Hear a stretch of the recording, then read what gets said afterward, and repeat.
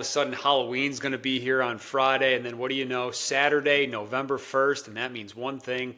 It is the month of chaos in college football in a year that has just been, well, quite frankly, chaotic every single week. This is College Football Tailgate, our Week 10 preview show. I'm Dan Watkins. John McKechnie is here.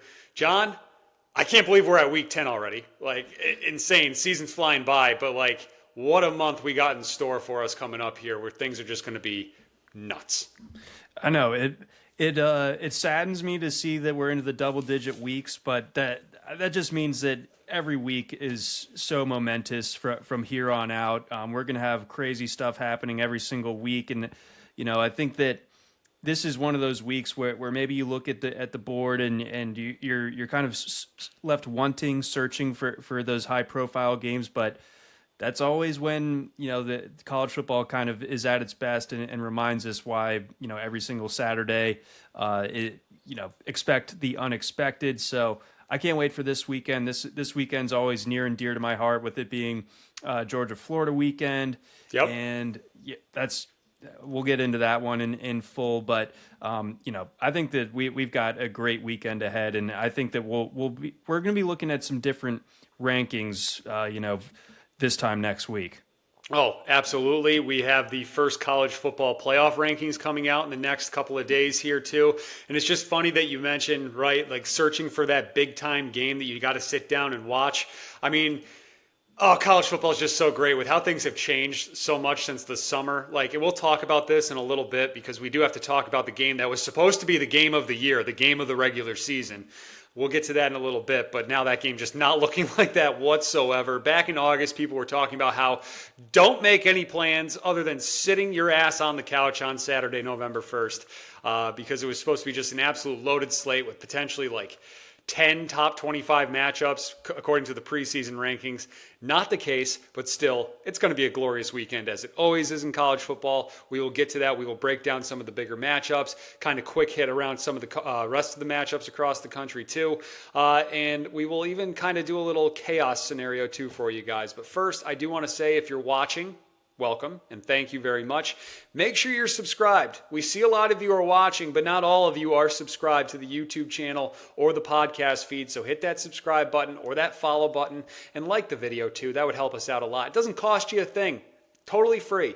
All it does is help John and I as we continue to try to build this thing. We are at College Football Tailgate on YouTube, Spotify, and Apple Podcasts. We are at CFB Tailgate 25 on Twitter and at CFB Tailgate on TikTok, which is growing. We're getting closer and closer to 600 followers over there. So come on, be that 600th. That'd be a nice one, right? The 600 Club, big deal in baseball. It's a big deal in college football TikTok space. That's right. Too. Yeah, that's right. So join that. But anyways, so we were talking about how November is the month of chaos, something that John and I have talked about for, well, many years now that we've been doing shows together. But I just thought, so I'm scrolling through Twitter the other day and I see Chris Felica, the Bear, on Fox Sports, formerly ESPN Game Day and all that, just kind of throws out these playoff chaos scenarios and how things could be totally bonkers, and the arguing and the just mudslinging is going to start here in the next couple of weeks. But with the first playoff committee rankings coming out on Tuesday night at 8 o'clock, let's just kind of let's brainstorm a little bit, John. How can this thing just go totally nuts over the next month? And there's one that the Bear puts out that I just absolutely love for a number of reasons, and it's the ACC getting 3 teams in the playoffs, which just sounds berserk, but it could it very well could happen. Bear lays it out at his Twitter, at Chris Felica. Miami wins out, but they don't go to Charlotte for the ACC championship game. Georgia Tech is 12-0 going into that game, and then they lose to, I don't know, Virginia or Louisville or someone like that, both those teams that can still control their own destiny, getting to Charlotte. That's wild to think about. The ACC getting 3 teams would have such a ripple effect downstream here with some of the other conferences. And then to even add to that, what if Houston beats an undefeated BYU, which, as we know, BYU very dominant, could getting into that Big 12 championship game. What if there's 5 teams from the ACC and the Big 12 that are getting in? For me as a Notre Dame fan, I think that means the Irish are out. And then the SEC and the Big 10 are just left with only throwing up well, not as many teams as they were expecting. Right, exactly. So like with the way that it's so funny the way that we talk about multi-bids from the Big 12 and the ACC, where there are right now like 4 potential playoff teams from the ACC, and the very real possibility of Miami not even playing for the ACC championship game, being 11-1, left out, and then there's still the possibility of them losing. I want to doubt Virginia so bad, and I feel bad doing it because I like Virginia football. I have this weird cognitive dissonance when it comes to Virginia and Duke, where I hate their basketball more than life itself, but their football, it's like, oh, look at these scrappy little underdogs. And in Virginia's case, man, that path is easy to getting to Atlanta. Like the rest of their schedule is kind of cake, but you still can't quite trust them to finish the drill necessarily. But that possibility is absolutely on the table when it comes to the Wahoos. And Louisville, I think they have the most important win right now in the ACC, having that head-to-head over Miami. Can Georgia Tech kind of finish out this gauntlet and get out of conference play undefeated? I think that 11-1 or even 12-0 is certainly possible for them with 0 conference losses. So all of a sudden, the ACC is this kind of unexpected mosh pit where I think coming into the year, everyone just circled is going to be Clemson and Miami, and then it's just going to be a bunch of nobodies kind of filling out the rest of the standings, but never really threatening for the ACC title game or the college football playoff, anything like that. And then that Houston one, it kind of like caught my eye a little bit. I did a little bit of digging into Houston, and they're another team sort of like Virginia where the metrics don't like them a whole lot. They're 52nd rated team in FPI, 44th in SP Plus, so that doesn't really say playoff contender or even conference title contender. But their remaining strength of schedule ranks 63rd in the whole country. So if you scale that to the Power 5, that's got to be one of the easiest remaining schedules out there. You got West Virginia, you got at UCF, TCU. That I think would probably be the one game that they are underdogs in, and then at Baylor to finish it out. It's possible that they are this weird fly in the ointment that kind of ultimately limits the Big 12, and then the song remains the same where it's like the Big 12 can't get out of its own way most years. Yeah, and don't sleep on TCU either right now. They're kind of just hanging around in the back where they could win out and find their way into Dallas and potentially play a Texas Tech team that would be 11-1, or a BYU team that could be undefeated, or maybe a Cincinnati or something like that. And I don't have all the schedules in front of me at the moment. That's my bad. So if some of those teams do play and knock each other off, very easily could happen. I'm going to throw another one at you, John. Let's go to the Big Ten here. Michigan's sitting there quietly at 6-2 right now. What if the Wolverines win out, beat Ohio State, and then knock off Indiana in the Big Ten championship game? I mean, what a world that would be.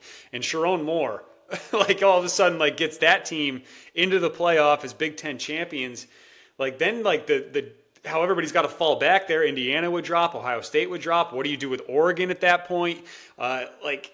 Lot to be decided still in the Big Ten with teams like Michigan that could still technically control their own destiny. And as we know, they're going for 5 in a row against the Buckeyes at the end of November.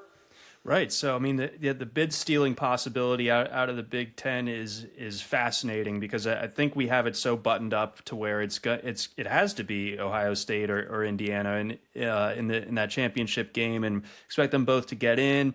Oregon going to be one of the higher ranked at large bids. We imagine. I think that all the metrics say that Oregon's still a top 3 team. I'm not sure I'm quite there, but I mean, Oregon's definitely a playoff team, but things get a little bit trickier for them if Michigan punches their tickets. So who does that squeeze exactly? I'm not entirely sure, but we have so much still to be determined as far as these conference championship matchups. And, I think there used to be a sentiment when the college football playoff expanded where it's like, oh, not even the conference championships are going to mean a whole lot. Yes, they are, because when there's more parity and more of a flattening out between these conferences of the haves and the have-nots, all of a sudden you have scenarios where Houston could steal a bid or Virginia could steal a bid, and Michigan, more of a conventional team that you would expect to be in the playoff. But the way that they've played this year, you don't really feel that way relative to the rest of the Big Ten. But if they get hot and they continue to own Ryan Day's brain for whatever reason, I kind of think that Ohio State crushes them and sort of like this giant bloodletting at the end of the month. But you can't discount the possibility of the way that they've, you would have said the same. I said the same thing this time last year going into that game. Absolutely. And I'm looking at Michigan's schedule right now. Home against Purdue, then they go at Northwestern, at Maryland. Like, Michigan's probably going to be favored in all those games, even at Maryland. So they should be 9-2 going into that game. I know that breaks your heart there, but it's probably what's going to happen. 9-2 Michigan taking on probably an 11-0 Ohio State in the Big House. Oh, baby, that's going to be a lot of fun in that one. And then, if they do win that 5th straight, they get that game at home this year. Like, that is just, it's wild to think about. But that is not that crazy to think that Michigan finds their way into the Big Ten championship game. And that they possibly find their way into the playoffs, and then they would probably have a bye too, which would just be like even more berserk thinking of that with Michigan right now. And I'll throw one other one at you that this one seems like it's probably going to happen too. What if the SEC just has like 5 10-2 teams come this Sunday morning after Championship Sunday? So obviously you have your auto bid with your conference champion. And then you just have a bunch of teams just sitting there at 10-2, and they've all like beaten each other, and we got this like interwoven SEC mishmash, and like the committee's got to sort this thing out by noon on that Sunday. Like, that's going to be real chaotic, and that's where things I think could get real, like, I don't know, hostile with some fan bases.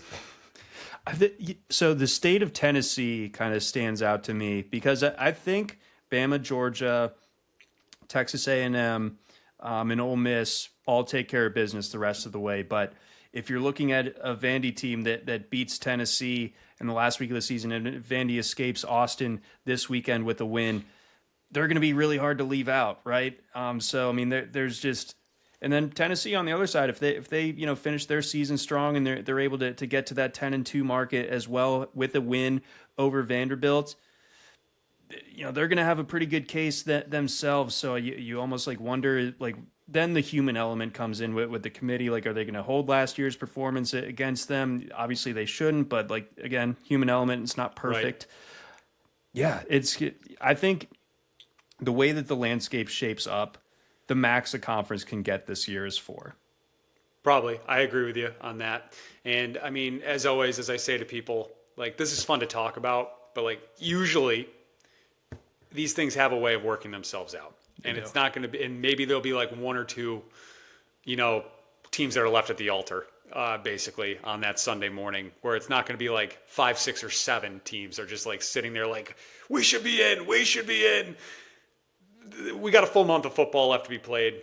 Every team's got 4 games left on their schedule. It's going to be a lot of fun. We're going to talk about it all. I'm excited. Cannot wait. Let's start getting to some of these Week 10 matchups. And let's start with that game you were just kind of hinting at. That game going on down in Austin, Texas this weekend. Vanderbilt at Texas. It's a noon Eastern kick. What a world we're living in, John, where the Texas Longhorns are favored by less than a field goal at home against Vanderbilt. Who would have thought? And I was looking at some research and just how the lines have moved here. I believe over the summer this line was at like 21.5. It's moved 3 touchdowns over the last 3 months with just how things have gone. Arch Manning's status still very much up in the air. It's starting to sound like he's not going to play as he is in the concussion protocol. He has not practiced this week. We are recording this show on Wednesday, so things very much could change in the next 48 hours, 72 hours leading off to kickoff here as we record this right now. John, this is the first home game at DKR for Texas in a month. And we got 2 teams here that just love to play ugly football this season. Not what we would have thought with Texas, but very much, this game could very much go right into the hands of how Vanderbilt likes to play and how they have been playing. You got an elite Texas run defense, though, against a very, very good Vandy rushing attack. They're ranked 24th in the country. And then you got a middling Texas offense against a Vanderbilt defense that can be moved on. The ball can be moved there, but they do a great job of keeping opponents off the scoreboard here. So I'm looking at this one, and as I try to break this down, we got the backup quarterback, Matthew Caldwell, most likely playing. You got Diego Pavia, whose passing numbers have dropped off the past few weeks. Go back and look at how Pavia's been throwing the ball. I think Texas is going to dare him to throw I don't think Vanderbilt's going to be able to run the way that they have this season on Texas. This Texas run defense is still elite. I think we just get this like rock fight slugfest, and I'm going to bank on Texas's dudes coming out on top over Vandy's dudes in this one. Sadly, I think that you're right, and this amazing run for Vanderbilt, at least being a true playoff contender, probably takes a pretty sizable hit in this game. I mean, it's amazing that what the total is, just 44.5. Obviously, the game I'm about to compare it to had a higher total, at least I imagine it did, but this, when you look at the numbers between these two teams and how they stack up offensively and defensively, where Texas, middle of the pack, FBS wide, like they are 62 in offense according to they're FPI, mid. but They are mid, like the definition thereof. But they're 6th in defense according to FPI, 3rd in defense according to SP Plus. Vandy, great on offense, okay on defense, but probably a little bit vulnerable there as well. So it reminds me a little bit of the Ole Miss Oklahoma game from a week ago. I sided with with Ole Miss in that game. I do think that this is a bridge too far to be feeling confident about Vanderbilt taking the show on the road. I mean, they're going to put up a fight. Like we know that, and maybe Texas wilts. We've seen Sark kind of shrink in the big moments before, and Pavia is the most like cold-blooded dude in the game right now. But ultimately, I worry about a turnover or two just kind of costing this Vanderbilt team because that Texas defense is legit. I think that Texas just kind of wins a low-scoring nail-biter. Yeah, I agree with you there. And as I'm looking at this too, a couple other little interesting notes. Vanderbilt hasn't won on the road against a ranked opponent since 2007. Let that sink in. Now, obviously, all these trends and all that are meant to be broken and stuff like that, but I don't think it's going to be this weekend. As you mentioned, like Pavia, he has been turning the ball over a little bit more the past couple of weeks here as we've gotten deeper into SEC play. On the road, Texas, I think they're going to be amped up to be back in Austin for the first time in a month. I think the team's going to kind of rally around Caldwell this weekend as they know they don't have Arch Manning. Not that Arch has been a superstar this year by any means. And maybe this Texas offense kind of like figured some stuff out in that second half during that big comeback against Mississippi State.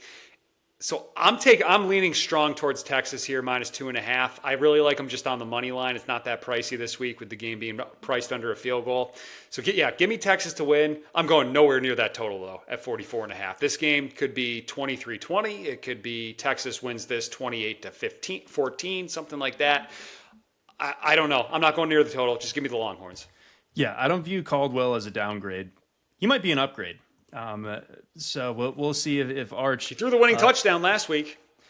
Right, and he almost got them back into the game against Florida when Arch lost his helmet in that one too. So I mean, I think he's a bit of a gamer. I'm interested to see what he can do if he does get the start. I know that there was a picture of Arch talking to a police officer that surfaced on Tuesday in his Denali.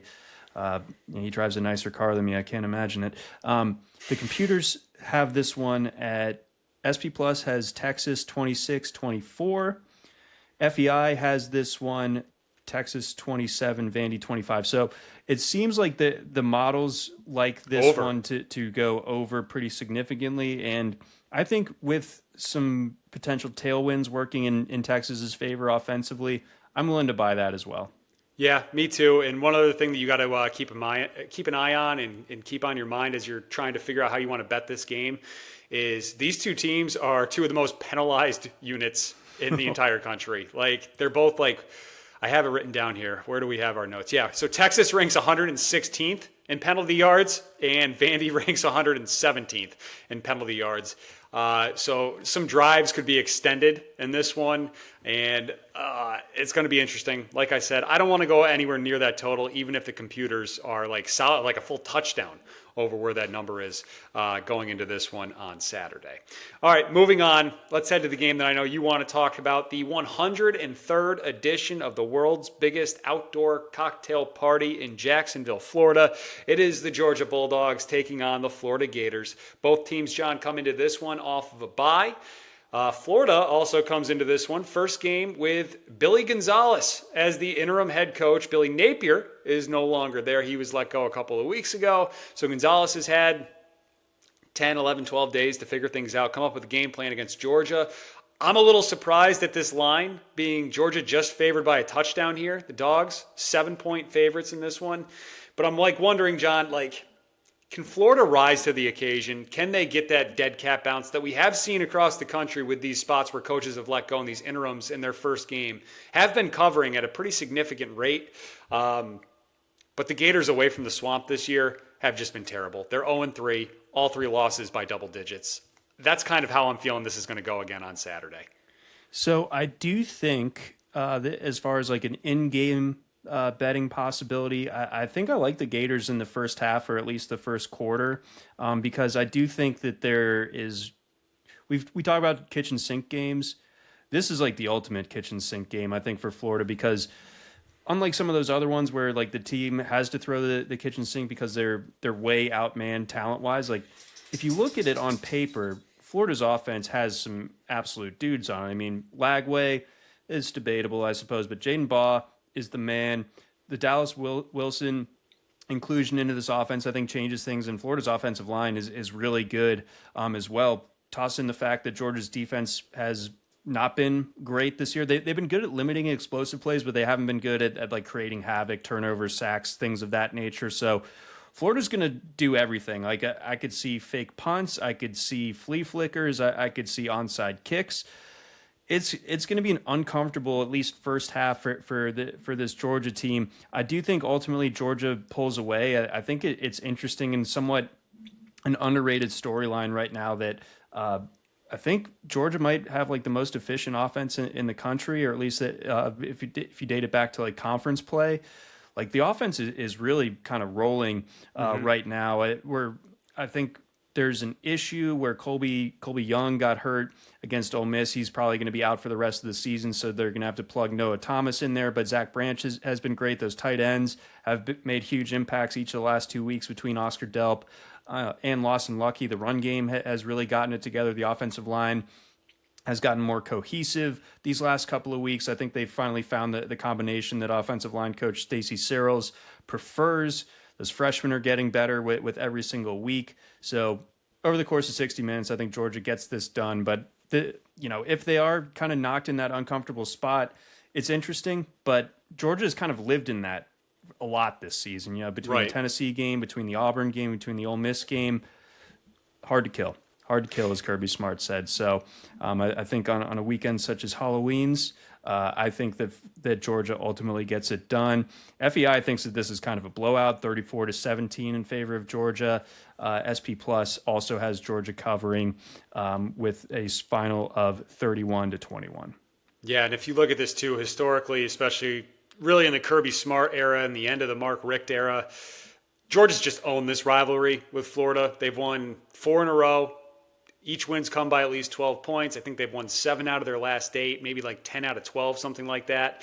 All these wins coming by double digits. I think we get the same thing here on Saturday. I'm strongly leaning towards Georgia, -7. It's right there, almost on my card, where if we did this during our normal time slot on Thursday when we do this, I might have Georgia on my card. Right now, I don't.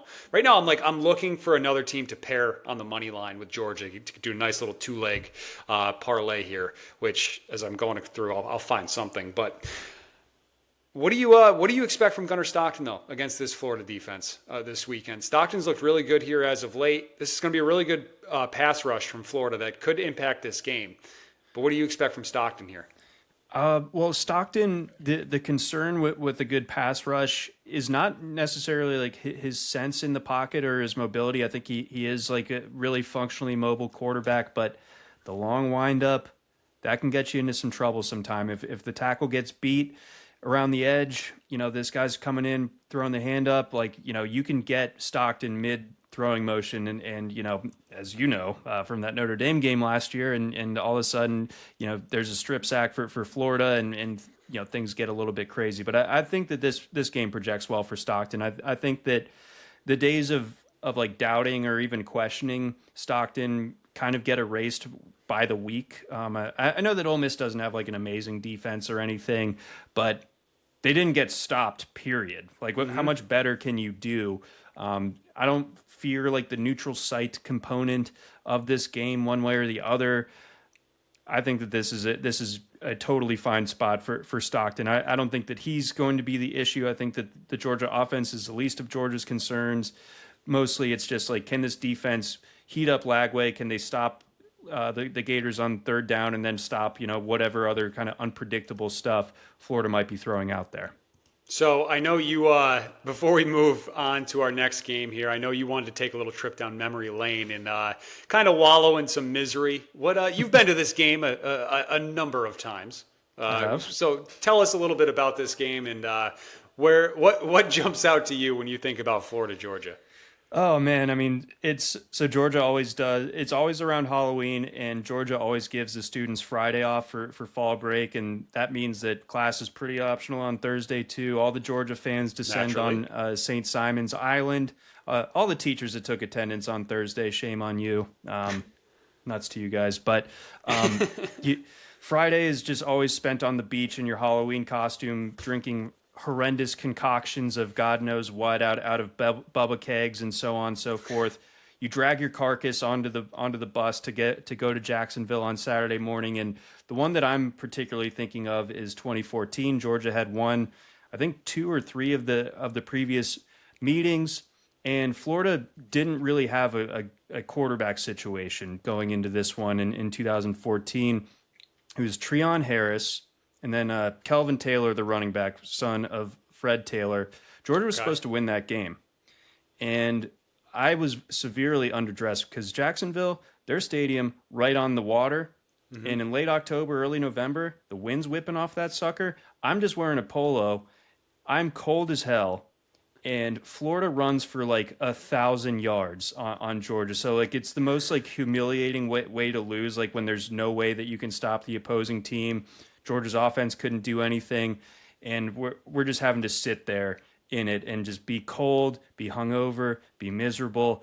That is the worst, I think, in-person sporting event that I've ever been to. I feel like talking about your misery plays better on these type of things than the good times sometimes. And folks, there was a time in which I was absolutely miserable in 2014 in Jacksonville. Absolutely. I mean, you could just think of it like you were paying your dues for what was about to come the next decade as Georgia's just dominated this rivalry, won a couple national championships, and you're nice and warm and toasty, and you made up for it, which I know you were taking off your clothes during one of the Georgia national championship games, and we can talk about that more in the future. Both of them. Okay, there you go. Look at you.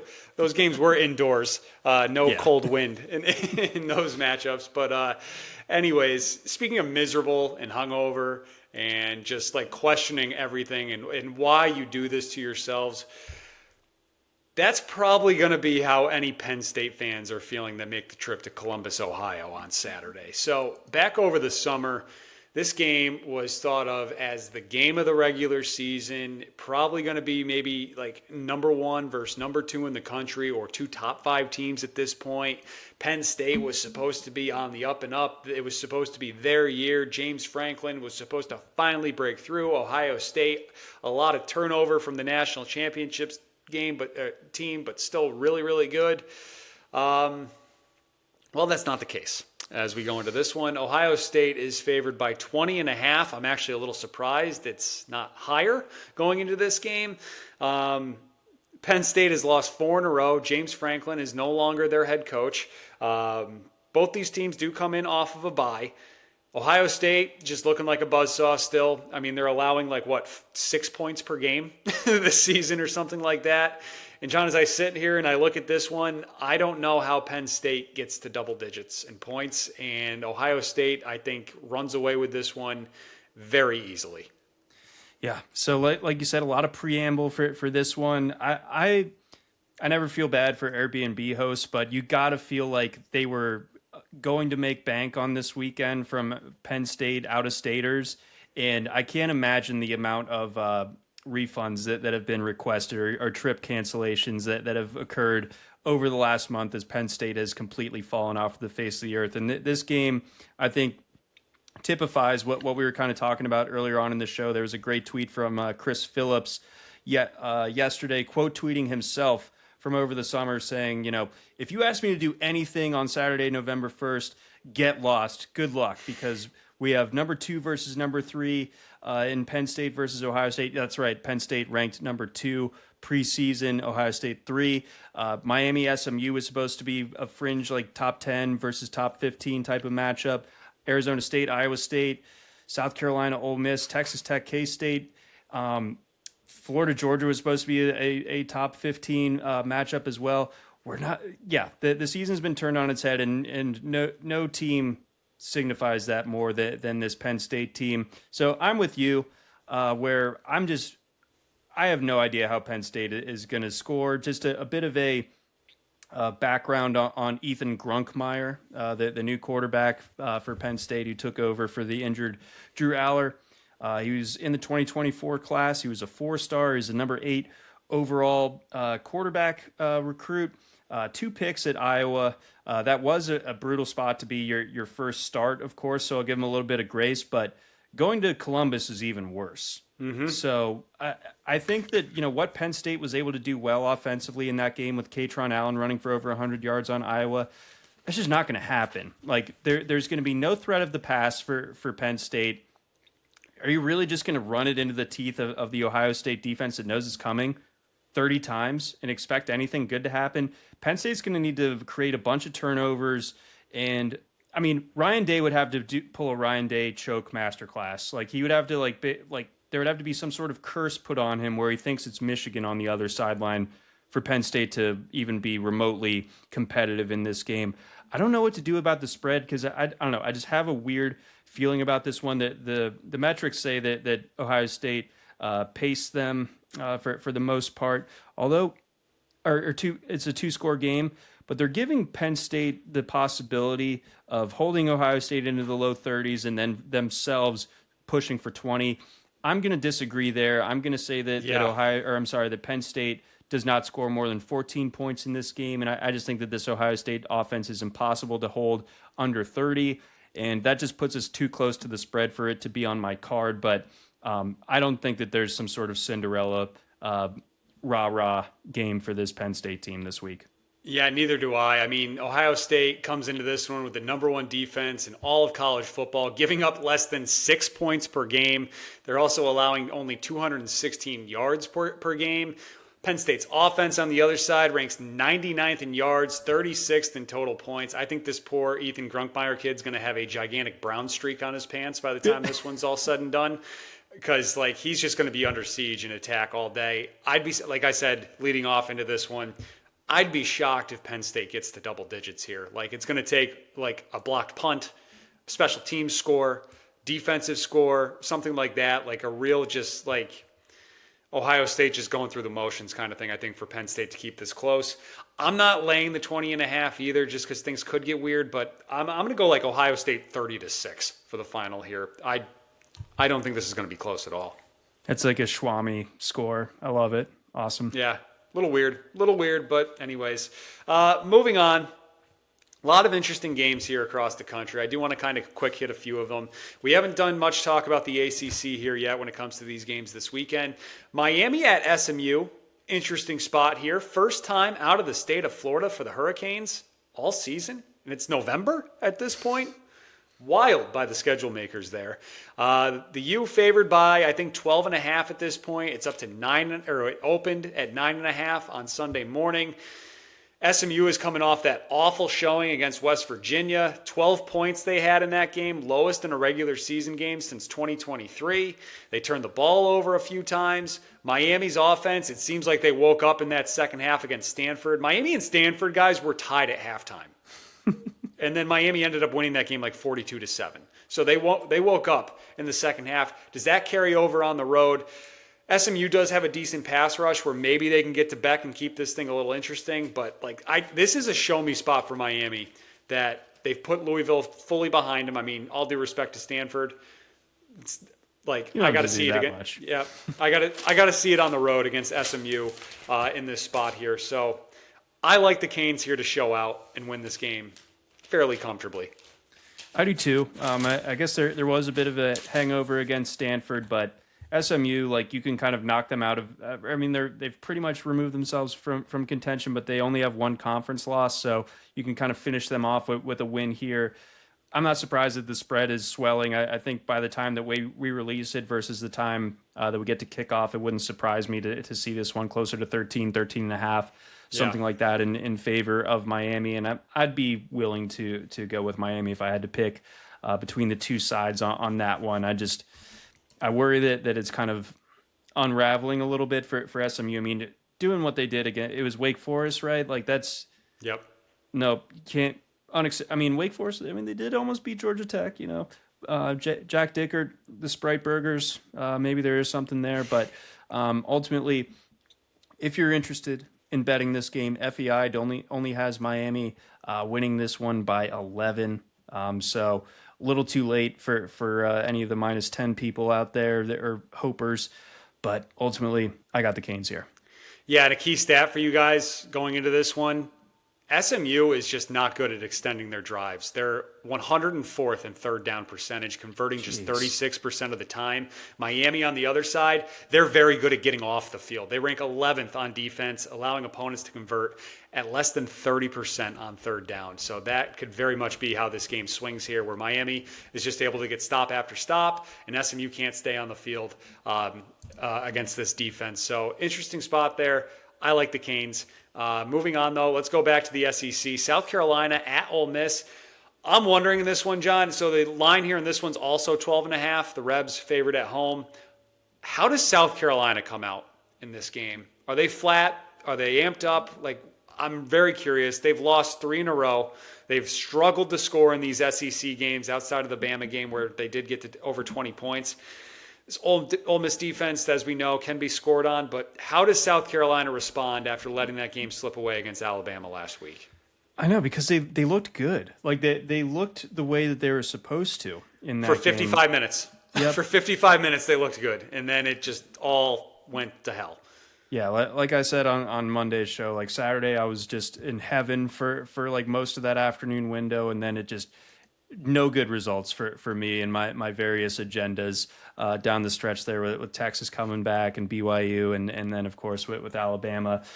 So, I don't know. I do wonder, because is this Groundhog Day? Like, is this a year in which, like, South Carolina, the way that they finished the year, where if they got into the playoff, like, I think that they could have won at least one, maybe 2 games, like the way that they were playing at the end of last season. Lenore Sellers obviously still being there is, that's something. But I think ultimately the South Carolina team, especially on offense, the supporting pieces around him, I don't know how South Carolina looked at this offseason and didn't just pepper the transfer portal and try to get as many immediate difference makers to get Sellers, the help that he needs, because if anything, they lost a lot off of last year's team, and it's Nick Harbor just isn't really moving the needle for me. So ultimately, I don't think South Carolina has another crazy November the way that they did a year ago.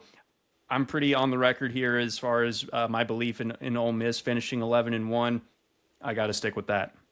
Yeah, I like Ole Miss to win this game, and another reason, kind of the inverse of that SMU-Miami game, South Carolina, horrible at getting off the field on defense, 121st in third down percentage, allowing opponents to convert over 45% of the time. Ole Miss, one of the best in the country at extending drives. They rank 16th on offense, converting about half the time, 50%, which is very good. And then South Carolina, when they do get down in the red zone, John, is just terrible at finishing off drives. They rank 115th in the FBS in red zone offense, scoring on just 76% of their red zone trips, which is terrible. But I will throw one other stat at you guys. So the line here up to 12.5. Every SEC game for Ole Miss so far this season has been decided by 8 or less points. So something's been going on there where Ole Miss just has not been able to pull away, or they haven't been able to finish the job like they against Georgia. I don't know. Can South Carolina be pesky enough to hang around in this one? I have my doubts. But the numbers right now say that Ole Miss is just struggling to really put them truly away here and get a nice, comfortable win. Right, exactly. And you wonder, there will be manufactured headlines coming out of this if Ole Miss plays them close again, or plays another close game where it's like, how distracted is Lane Kiffin, But I think that this is a 2-score game in favor of Ole Miss. SP has Ole Miss winning by like 16, I want to say, and FEI has Ole Miss winning by 12. So they're a little bit more confident in the Gamecocks, but still a double-digit win for the Rebs. All right, very good. Moving on. Oklahoma at Tennessee. The Vols favored by 3 points. The total is 56.5. I'll come back to that in a minute. You got two teams, John, that are 6-2, and I don't trust either one of them. Like, I don't know which one I trust less, but looking at this game, if John Mateer can't throw on this secondary, then why is he out there at this point? Like, he's got to be that banged up. Like, the hand is just not right. And then, like, Ole Miss might have exposed something against this Oklahoma secondary a week ago that was, everybody thought was this vaunted pass defense. Well, they hadn't played anybody ranked in the top 60. Now you get a Tennessee offense that's statistically better than Ole Miss going into this one here. And I brought up that total at 56.5. Every single Tennessee game this season, all 8 of them, have had at least 57 points. Interesting number.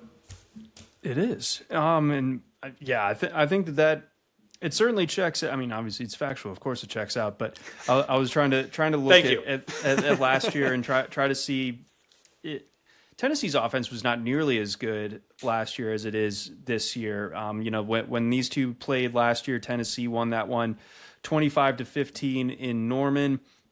And these are very different teams now, obviously. But I was trying to see if like Heupel's offense had posed any particular problems for this Venables defense. But it is two teams that are like very like monochromatic, and I think like there is a strength-on-strength component here where it is a very good Oklahoma defense against a very good Tennessee offense. But with this one being in Neyland and Oklahoma maybe reeling just a little bit, at night too. Neyland at night, I think that's going to be really tough for Oklahoma. So I think that the offense gets a little bit stuck in the mud here. I think Tennessee's defense might be a little bit underrated, and I ran some simulations, some projections, and so on. I tweeted these out of what the rest of the Oklahoma season looks like, and it's a gif of the Sooner schooner just tipping over when they were running onto the field before a game many years ago, but I remember it like it was yesterday. I think that Oklahoma goes out with a whimper. I think Tennessee has a big reason, or is a big reason why. Heupel pantsing his old alma mater. Very good. So if you do like that total and going towards the over, something here that might, make you feel a little bit better about that. Tennessee is ranked 125th in the country in red zone defense, allowing opponents to score on over 93% of trips to the red zone. Oklahoma has the number 1 red zone offense in the country. They've scored 100% of the time so far. So if Oklahoma can move the ball and get down there, they're going to put up points, which could very well lead to that over 56.5 cashing. I like Tennessee as well. I'd lay the 3. This has actually come down. It was at 3.5. So I'll take the Vols to win this game and cover at the 3-point spread. There we go. I will as well. All right, very good. A couple more here I want to get to. USC at Nebraska. What could go wrong, John? Lincoln Riley and the Trojans favored by almost a touchdown outside of the state of California, something that has not gone well for them when it comes to covering anyway. The last time Nebraska beat a ranked team was in 2016. So it's been a minute there.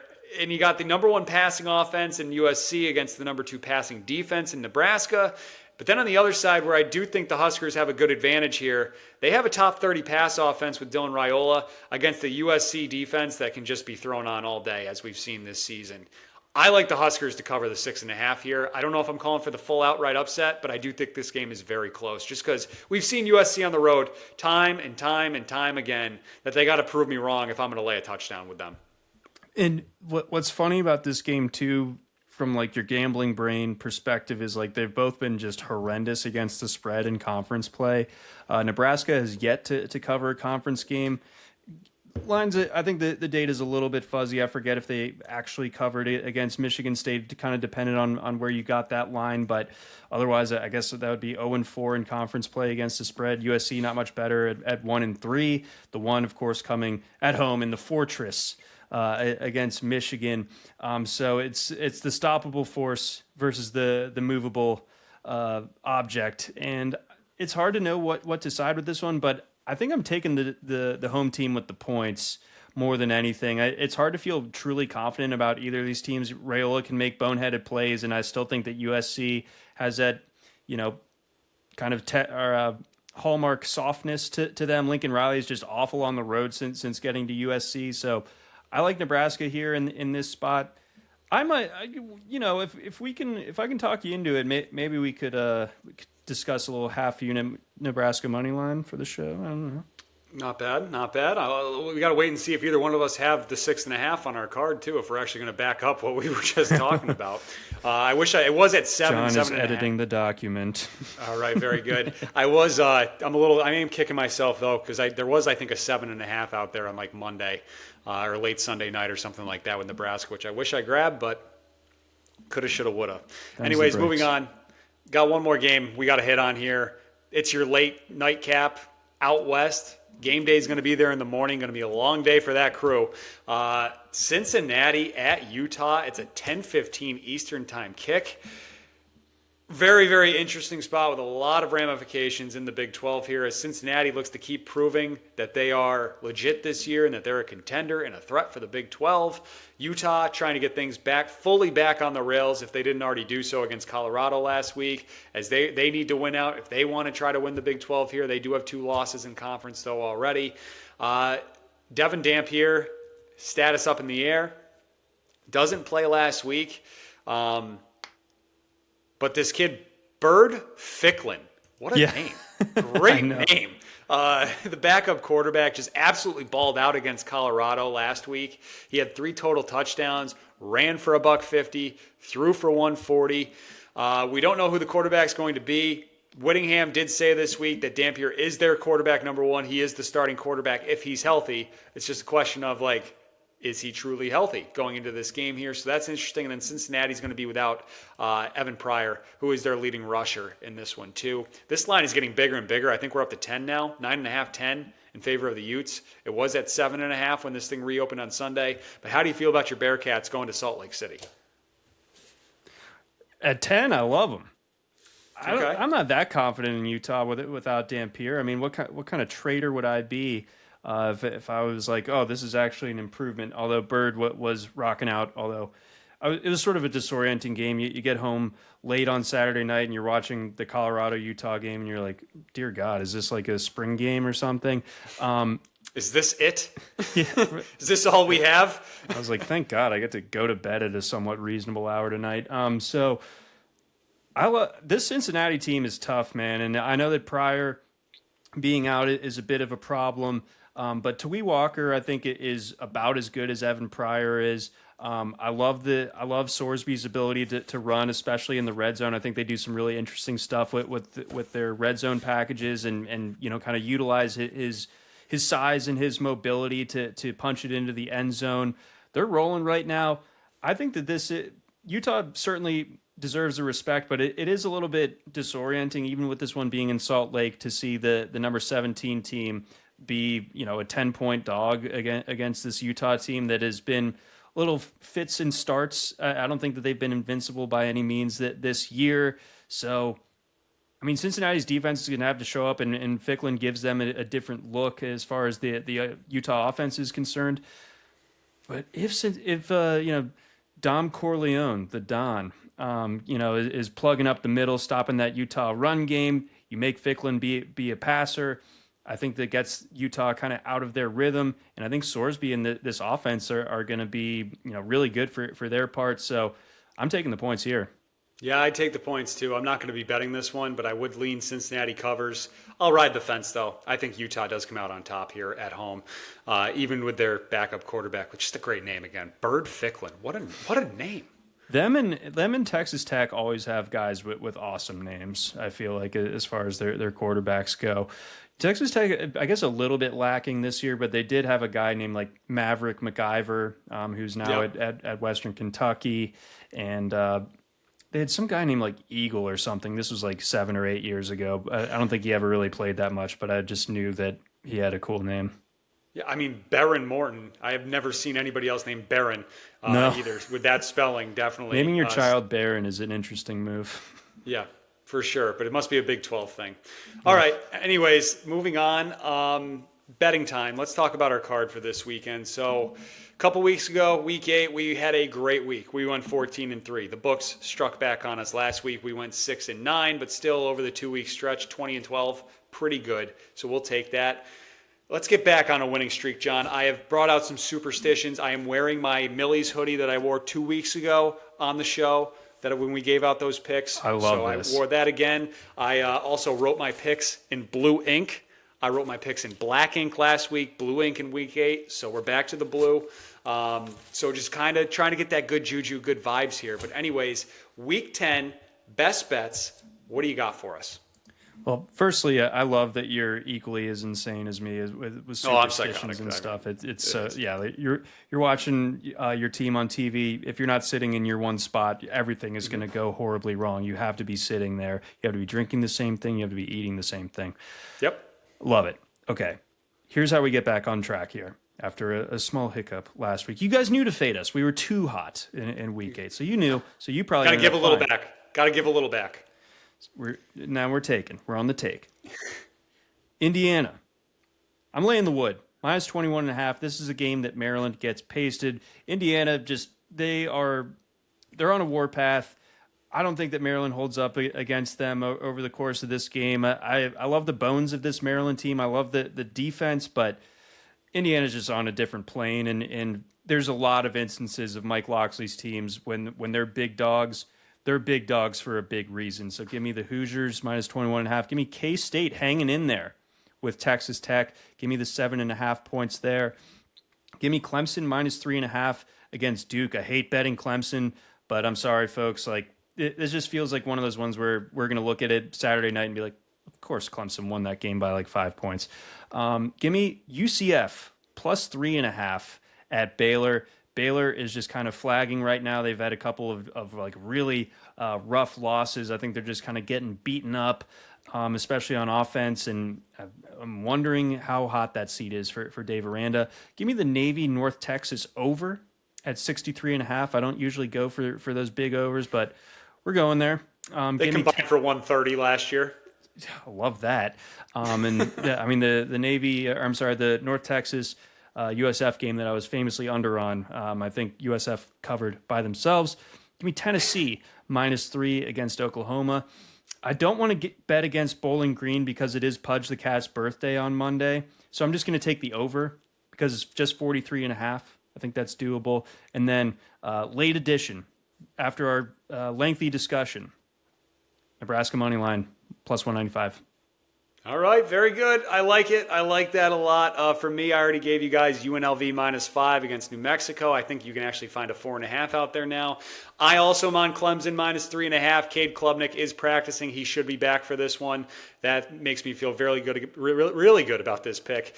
Taking Clemson. Liberty minus 3.5. Taking on Delaware. Let's go Boise and Fresno State over 50.5.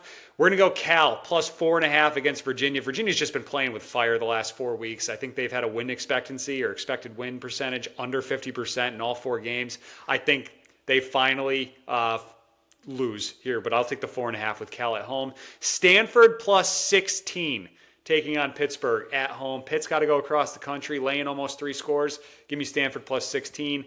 Troy minus 7. Take the Trojans. We'll go Texas money line minus 130. Best spot. I like the Longhorns to get it done. And then give me Navy plus 6.5 here. I mean, North Texas had their hands full with Army. Something about the service academies, it doesn't compute with their defense. So give me Navy to hang in there and maybe even outright win this thing. But Navy plus 6.5 is it for my card. I think you may have, unbeknownst to yourself, become like the unofficial betting guru of the bad ACC teams. I feel like there's a Stanford or a Cal on your card every single week. I just love the cross country split. I mean, it doesn't hit every week, but it's just shown since we've made our conferences these stupid cross country things and no longer regional that teams do not travel well, especially when they're laying points and favored. So Pitt's got a huge month of November here too. Maybe a sleepy spot for them against Stanford. We know they got Notre Dame. They got Miami. Do they have Georgia Tech on the schedule too here coming up? So that's their month in November. get to slay the dragon, but later this month, I think that they could lose that game outright. It could be that weird, but they could certainly play that one closer than they like to. And we saw Stanford win as an 18.5-point dog against Florida State. I mean, I know FSU has their problems. Speaking of FSU, what is that line with Wake Forest? Because Mike Norvell still has not won in the ACC in like 2 years. So are they favored? I got to pull that line up right now for us. Trying to race you. Ooh, Wake Forest getting 10 points on the road. Oh, man. Do we add that? Dickert's Deeks. Let's add it. Let's add it. All right, group play, Wake Forest plus 10 against FSU, just daring FSU to finally win a game in conference in a couple calendar years at this point. Let's see it, Mike. Yep, let's see it. All right, I think that's going to do it for us. Anything that we missed, John, that you want to hit before we sign off here? Covered a lot of ground. I'm pumped for this weekend, man. Yeah, it's going to be a good one. We'll be back some point next week to break it all down. Show might be a little different next week, but we will keep you guys posted, let you know. Hopefully we'll get a little, maybe a preview of the playoff committee, and we'll give you what we think the playoff ranking should look like before that first ranking is unveiled on Tuesday night. But anyways, enjoy all of the Week 10 action. It's going to be a fun one. For John, I'm Dan. This is College Football Tailgate. Hit that subscribe button and tell your friends about the show.